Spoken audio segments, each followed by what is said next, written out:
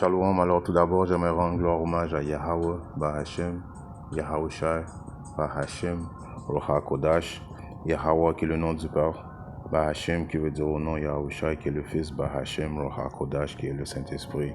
Shalom aux 144 000 et aux élus et doux bonheur et respect aux apôtres et aux aînés de Great Millstone car c'est eux qui nous ont appris cette vérité.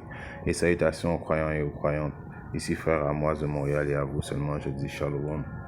Alors j'aimerais faire une leçon sur Apocalypse 10, qui n'est pas vraiment trop long, right? Si on regarde le mot Apocalypse, c'est quoi ça veut dire Apocalypse? Du mot grec, un ancien, Apocalypsis, right? Qui est un nom grec signifiant action de révéler, right? Révéler qui veut dire quoi? Annoncer. Donc, Jean, c'est lui qui a eu ces visions-là afin qu'il puisse révéler, annoncer qu'est-ce qui allait arriver, right? Dans le futur, right? Et Jean, pour ceux qui ne sont pas au courant, était l'apôtre préféré de Yahushua, right? Donc, Jean a eu des grosses révélations à faire, à écrire, right?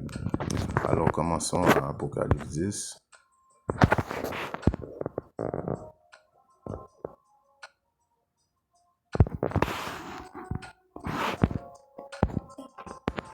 Apocalypse 10 qui n'est pas vraiment trop long, il a comme genre, je pense,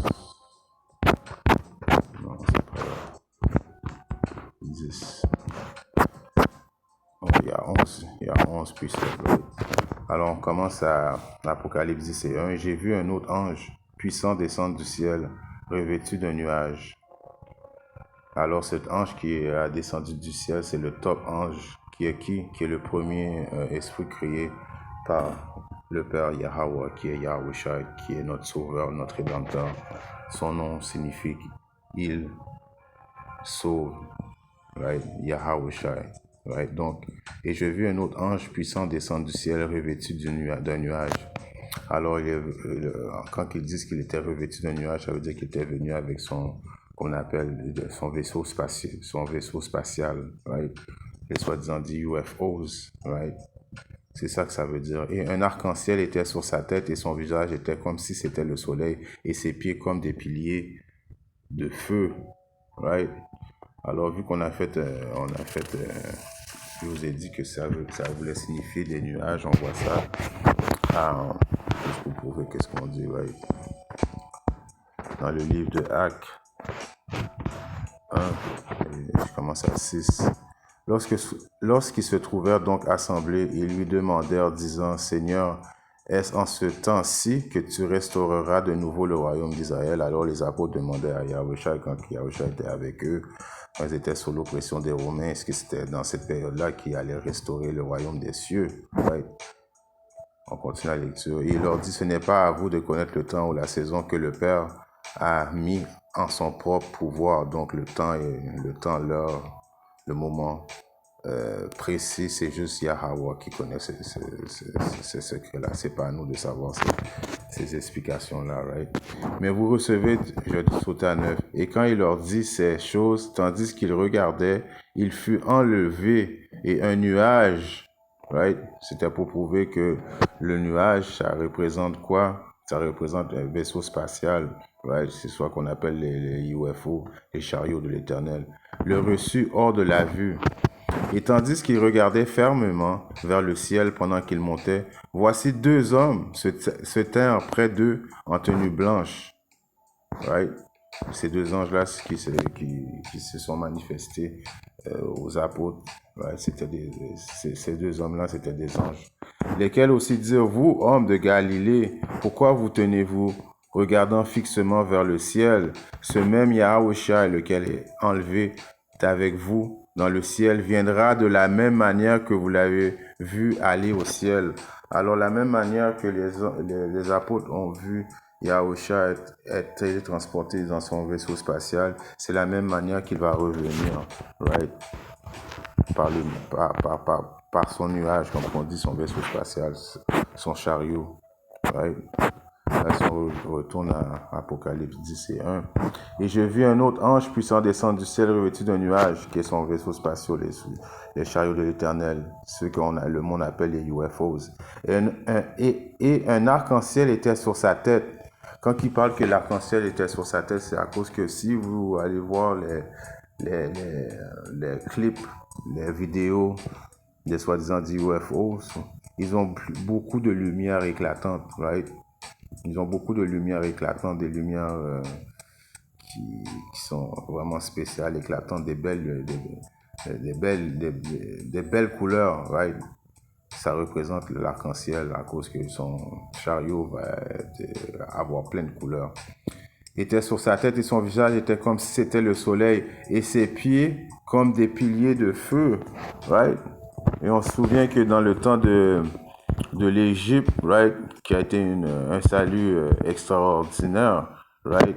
Yahusha était venu nous délivrer de l'Égypte, right? On n'avait pas monté à bord des chariots, mais on pouvait voir les chariots le jour et la nuit aussi. Comment? On voit ça avec Exode 13 et 21, il est écrit.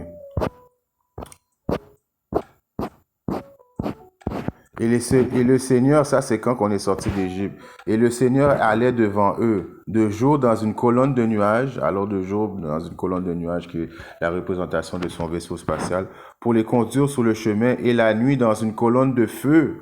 Right? Ça vient de confirmer le pilier de feu. C'est aussi une représentation des chariots de l'Éternel. Right? Et de nuit dans une colonne de feu pour les éclairer, pour aller de jour et de nuit. Right? Alors le pilier de feu aussi qu'on a vu dans Apocalypse 10, right? C'est une représentation aussi des chariots de l'Éternel. Right? Alors si on continue maintenant à 2. Il avait dans sa main un petit livre, le petit livre qui est une représentation de la Bible, ouverte. Et il mit son pied droit sur la mer et son pied gauche sur la terre, right? Alors, est-ce que c'est Yahusha qui va étirer ses jambes, right? Il va avoir une jambe qui va être sur la mer et une jambe qui va être sur la terre. Et puis non, ça c'est la représentation encore une fois de son vaisseau spatial qui va tellement être gros, gigantesque, il va être comme genre, je vais dire ça entre mes mots, parqué. Il va se parquer entre une partie va être sous l'eau puis une partie va être sur la mer, right? C'est ça qui est la représentation de son pied droit sur la mer et son pied gauche sur la terre, right? Le vaisseau spatial va être tellement gros, le vaisseau spatial de Yahusha qui va être parqué moitié dans l'eau et moitié sur la terre. Et il s'écria d'une voix retentissante comme lorsqu'un lion rugit, et lorsqu'eut crié, 7 tonnerres firent entendre leur voix. Alors on sait que le chiffre 7 c'est un chiffre complet, ça ne veut pas dire 7, right? Et les tonnerres c'est la représentation des jugements, right? Les jugements qui allaient se faire entendre, right? Et lorsque les 7 tonnerres firent entendre leur voix, alors quand il a fait comprendre les jugements, j'étais sur le point d'écrire. Alors Pierre allait sur le point d'écrire les jugements qu'il entendait. Et j'ai entendu une voix depuis le ciel me disant, scelle ces choses que les 7 tonnerres firent entendre et ne les écris pas. Right? Et l'ange que j'avais vu se tenir sur la mer et sur la terre leva sa main vers le ciel. Cet ange qui est Yahusha, le top ange, le numéro 1, il leva sa main vers le ciel et jura par celui qui vit pour toujours et à jamais, right? Alors il jura à son Père, qui créa le ciel et les choses qui sont, et la terre et les choses qui sont, et la mer et les choses qui sont, et qu'il n'y aura plus de délai. Right? Le délai, c'est la représentation que éventuellement, il y aura le délai qui représente la fin du temps de Issa. Right? Issa, là, va être entièrement détruit très, très prochainement. Il n'y aura pas de délai pour Issa. Right? On peut voir aussi un précepte qui prouve aussi que Yahweh Yahushai, right? C'est lui qui a tout créé, toutes choses, right? À Proverbe 30 et 4, il est écrit, qui est monté au ciel, right? Où en est descendu? Qui a recueilli le vent dans ses poings? Qui a délimité les eaux dans un vêtement? Qui a établi tous les bouts de la terre? Quel est son nom et quel est le nom de son fils, si tu peux me le dire? Alors, on sait, on est au courant, si on écoute les leçons de GMS, que Yahusha a créé toutes choses avec les Halahayam, qui veut dire Dieu, c'est un mot qui veut dire les dieux, right? Les Halahayam, right? Qui ont créé avec Yahusha, mais c'est qui a créé Yahusha et c'est qui a donné le plan à Yahusha afin qu'il sache quoi faire, afin qu'il crée toutes choses? C'est le Père. Donc, par défaut, c'est Yahweh qui a créé toutes choses par la main de son fils Yahusha et par la main des Halahayam. Halahayam, qui sont les représentations des premiers prémices, right? Qui sont les prophètes qui font les travaux aujourd'hui, right? Les élus, right, qu'ils étaient avec Yahusha et quand Yahusha a créé toutes choses. Right. Alors, toute chose a été créée par Yahweh Bahashim Yahusha. Ok. On va retourner à Apocalypse 10 et 7. Mais au jour de la voix où c'était mange, lorsque commencera à sonner le mystère de Yahweh, devrait être fini, comme il a déclaré à ses serviteurs les prophètes. Right, il nous a fait une promesse que Yahweh nous a fait une promesse que son fils, son seul et unique fils allait venir nous sauver, right, qu'il est notre rédempteur, Yahweh, il délivre, right. Alors la promesse a été faite, right, qu'il va venir sauver ses élus et ses prophètes, right. 8. Et la voix que j'avais entendue depuis le ciel me parla de nouveau et dit, va et prends le petit livre qui est ouvert dans la main de l'ange qui se tient sur la mer et sur la terre. Right? Alors, va prendre le livre entre les mains de Yahusha. Et j'alla vers l'ange et lui dis, donne-moi le petit livre. Et il me dit, prends-le et mange-le. Et il rendra ton ventre amer, mais il sera dans ta bouche sucré comme le miel. Ouh. Et je pris le petit livre de la main de l'ange et je le mangeai, et c'était dans ma bouche, sucré comme le miel. Et dès que je l'eus mangé, mon ventre était amer. Alors ça, c'est une représentation que quand on vient à savoir la vérité, il est fun de savoir qu'on est des Israélites.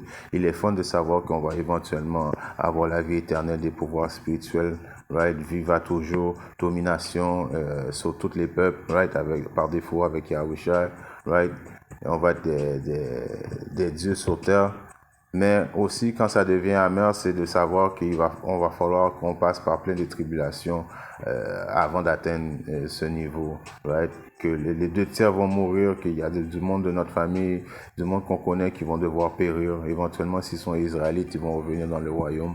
Mais ça devient amer de savoir les jugements qu'on va devoir faire face, right? Ça va pas être une chose facile de passer à travers de toutes les tribulations qui s'apprêtent à arriver très bientôt, commençant par l'angoisse de Jacob, la période de la tentation. On va avoir beaucoup de morts, beaucoup de meurtres, beaucoup de pestilences, right?